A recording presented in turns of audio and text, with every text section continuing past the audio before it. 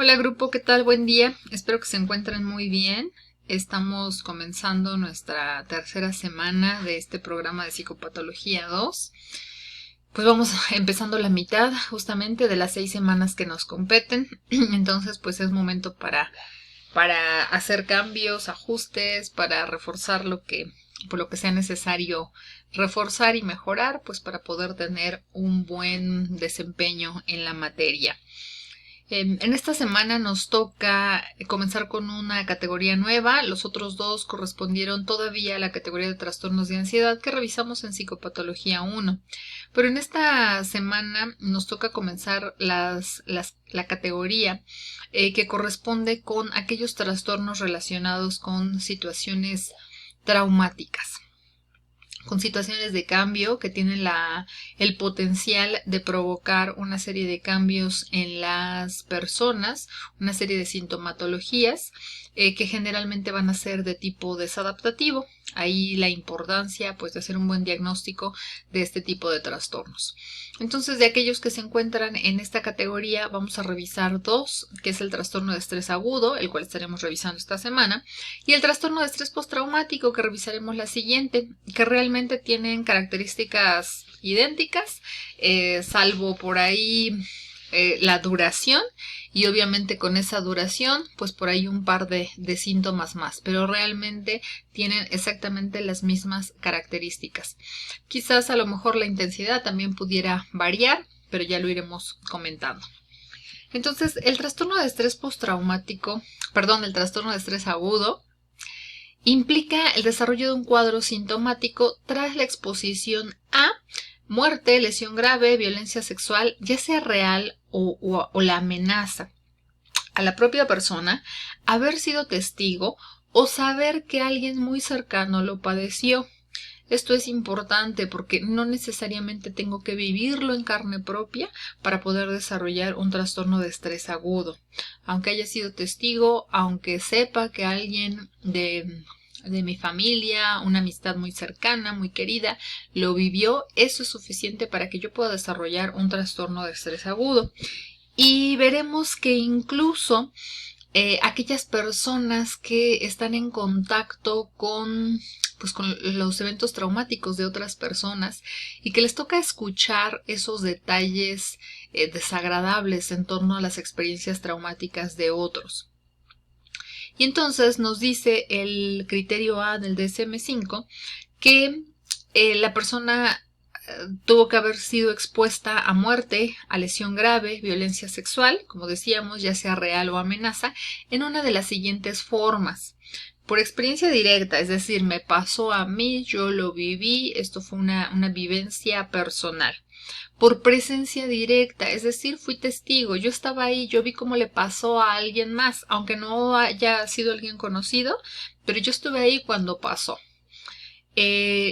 Otra forma es el conocimiento de ocurrencia a familiar o amistad íntima. Ya sabemos, ¿no? Esto que nos hablan a casa y nos cuentan que el tío, la tía, el abuelito acaba de tener un accidente terrible, un secuestro, un intento de asalto, no sé, todo eso.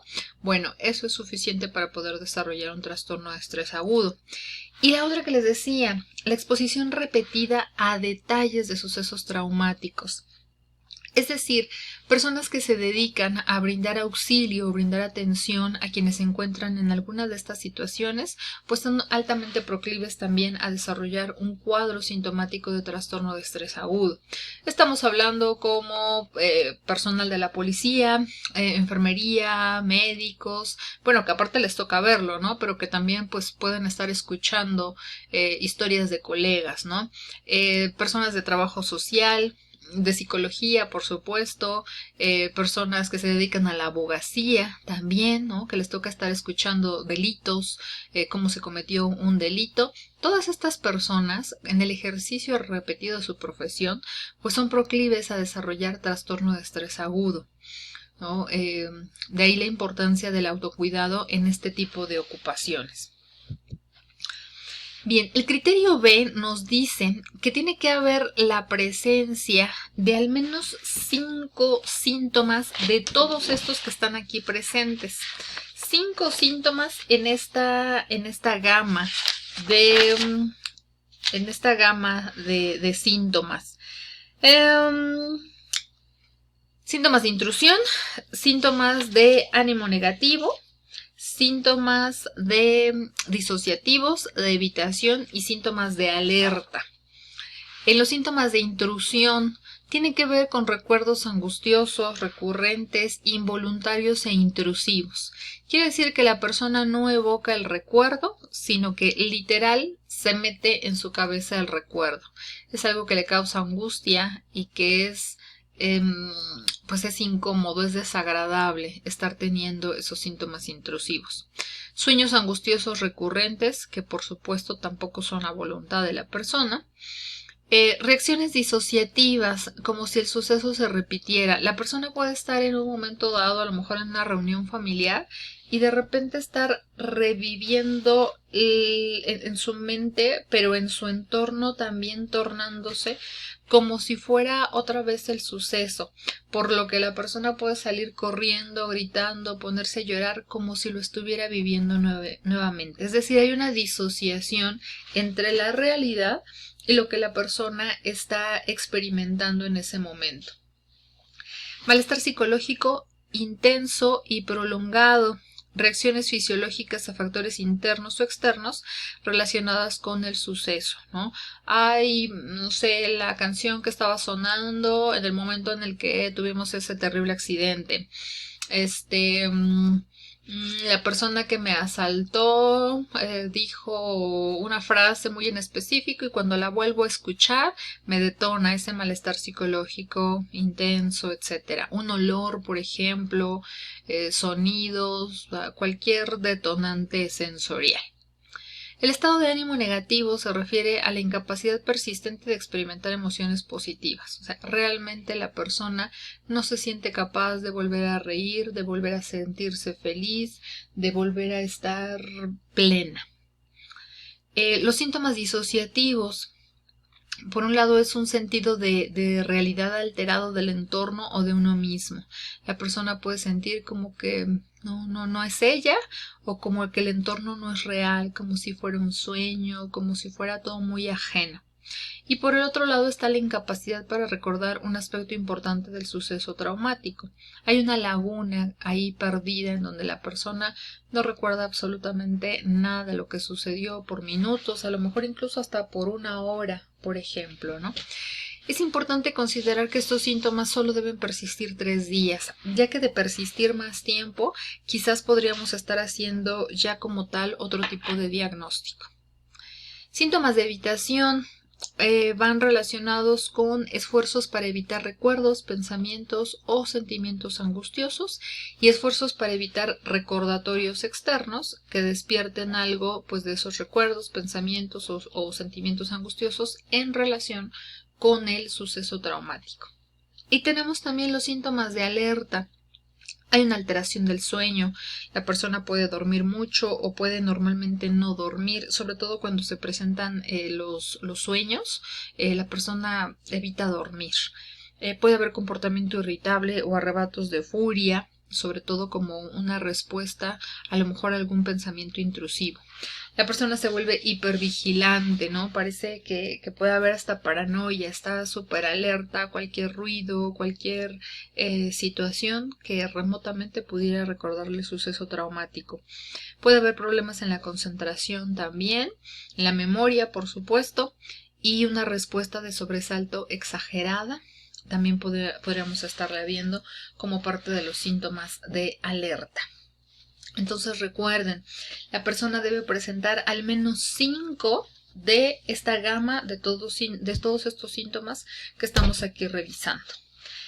El criterio C nos dice que la duración es de 3 días a 1 mes después de la exposición al trauma y como les decía hace rato, aquí la diferencia con el trastorno de estrés postraumático es que el trastorno de estrés postraumático es de 1 mes hasta pues tiempo indefinido incluso. Entonces, si ya ha pasado 1 mes y las personas siguen experimentando estos síntomas, ya estaríamos hablando de la forma completa de un TEPT, de un trastorno de estrés postraumático. Pero veremos algunas particularidades importantes la siguiente semana. Los síntomas comienzan inmediatamente después, pero es necesario que persistan al menos durante 3 días y hasta un mes para establecer el diagnóstico de trastorno de estrés agudo. La alteración causa malestar clínicamente significativo, es decir, que va a afectar todas las áreas de vida de la persona, y por supuesto que los síntomas no se pueden atribuir a efectos de una sustancia, de alguna droga o medicamento, porque entonces ya estaríamos hablando de otro cuadro diagnóstico. Aquí les coloqué algunas escalas que son las más frecuentemente usadas para hacer la evaluación del trastorno de estrés postraumático, sobre todo, pero bueno, nada más con la salvedad del tiempo, ¿no?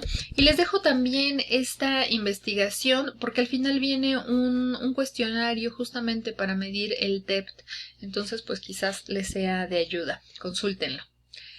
Tenemos algunos trastornos de los cuales vamos a diferenciar el trastorno de estrés agudo. También ahí les pido que ustedes lo revisen más a detalle. Algunos datos epidemiológicos, cuándo o en qué porcentaje se ve en diferentes situaciones traumáticas. Y algunos modelos etiológicos y explicativos, que también ahí les invito a que le den una lectura más profunda en el DSM-5. ¿De acuerdo, grupo? Pues esta es la antesala para el trastorno de estrés postraumático. Seguiremos hablando de los síntomas, seguiremos hablando de las características, pero ahora, ¿qué pasa cuando rebasan ese mes, ¿no? Que ya corresponde al trastorno de estrés postraumático propiamente. Entonces, seguiremos hablando de la sintomatología. Recuerden participar en su foro con su opinión.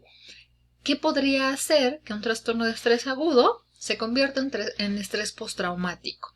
¿Cuáles son las condiciones, las características? ¿Qué te imaginas que tendría que haber en ese suceso traumático para que entonces pudiera pues tener un desarrollo mucho más largo y que se hiciera el diagnóstico de trastorno de estrés postraumático? Bueno, quedo a sus órdenes por cualquier duda o cualquier inquietud que haya. Que tengan un excelente inicio de semana y disfruten mucho la temática.